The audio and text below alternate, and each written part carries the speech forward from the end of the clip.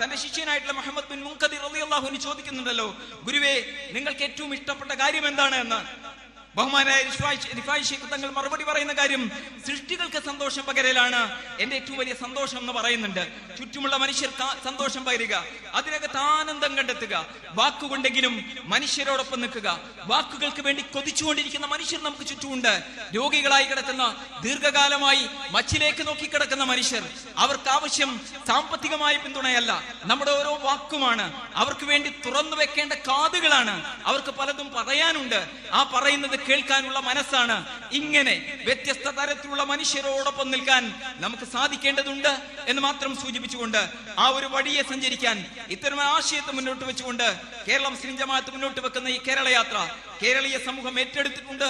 ഇൻഷാ അല്ലാഹ് ഇത് കേരളത്തിന്റെ ചരിത്രത്തിലെ ഒരു പുതിയ അധ്യായമായി തീരും എന്നതിൽ പ്രതീക്ഷയുണ്ട്. റബ്ബ് തആല തൗഫീഖ് തന്ന് അനുഗ്രഹിക്കുമാറാകട്ടെ. വാഖിർ ദഅവാന